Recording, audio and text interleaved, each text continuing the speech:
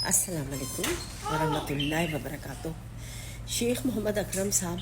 کبھی کبھی آپ نے دیکھا ہوگا ٹی وی پہ کچھ بزرگ ٹائپ آدمی ہیں،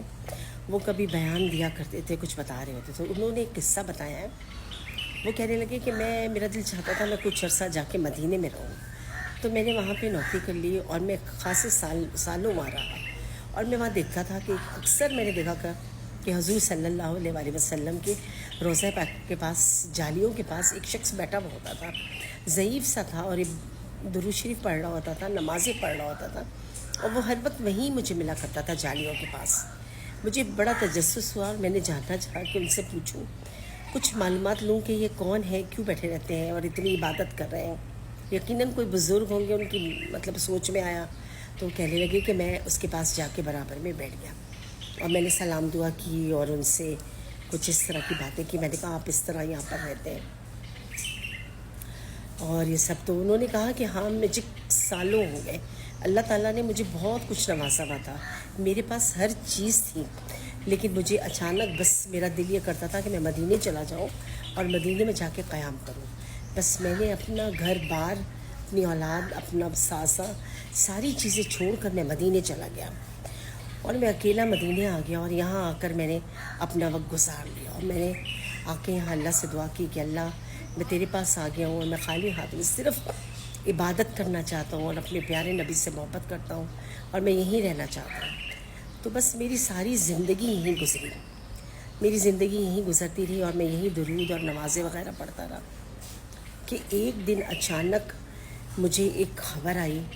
کہ مجھے اپنے گھر کو واپس جانا ہے،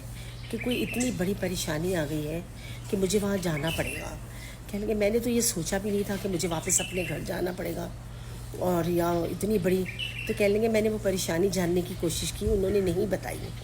وہ کہنے لگے وہ پریشانیاں تھیں جو میں بھول گیا تھا، محبت میں یہاں پہ رہا اور میں نہیں گیا وہاں پر۔ تو وہ کہنے لگے کہ میں بے بس تھا، میرے پاس کچھ بھی نہیں تھا، میں نے وہاں پہ روضہ پاک پہ بیٹھے بیٹھے دعا کی جالیوں کے پاس، اور فریاد کی اللہ سے کہ اللہ تعالیٰ تو جانتا ہے میرے پاس کچھ بھی نہیں ہے، میرے لیے کچھ ایسا بندوبست ہو جائے کہ میں اپنے گھر چلا جاؤں، واپس اپنے گھر جاؤں اور معلومات لے کے آ جاؤں۔ اللہ تعالیٰ میرے لیے کوئی ایسا راستہ بنا دے، کوئی ایسا وسیلہ بنا دے۔ انہوں نے اللہ تعالیٰ سے دعا کی، تو جو محمد ناصر صاحب تھے، وہ کہنے لگے کہ میں بڑا حیران ہوا کہ انہوں نے اس طرح وہاں پر دعا کی۔ وہ کہنے لگے اس دعا کے بعد مجھے فوراً ایک شخص تھوڑی دیر بعد آیا اور آ کے میرے کندھے پہ ہاتھ رکھا، اور کندھے پہ ہاتھ رکھ کے مجھے کہنے لگا کہ چلیں آپ میرے ساتھ چلیں، میں آپ کا ٹکٹ کروانے آیا ہوں۔ وہ کہنے لگے کہ میں حیران ہوا کہ یہ کون ہے، لیکن میں ان کے ساتھ چلا گیا، اور انہوں نے میرا ٹکٹ کروایا اور میرا سارا بندوبست کرا کے دیا، اور میں اپنے گھر کو چلا گیا۔ تو کہنے لگے کہ میں وہاں پہ پہنچ گیا، اور پھر اس کے بعد جو میرا مسئلہ تھا میں نے حل کیا، اور میں واپس آیا، واپس یہاں پر آ گیا۔ تو کہنے لگے کہ دیکھیں آپ اس چیز سے یہ اندازہ لگائیں کہ اگر انہوں نے اللہ کے لیے اپنی زندگی قربان کی تھی اور وہ وہیں بیٹھے رہے اور نبی پہ درود اور سلام پڑھتے رہے، تو اللہ تعالیٰ نے ان کے لیے کیسا وسیلہ بنایا، کیسا راستہ بنایا کہ وہ واپس اپنے گھر گئے اور اپنا مسئلہ حل کر کے آ گئے۔ ایسی غیب سے مدد ہوئی کہ کوئی سوچ بھی نہیں سکتا کہ ان کے لیے کوئی ایسی مدد آئے گی۔ تو پھر جب ہم اللہ سے نمازیں پڑھتے ہیں،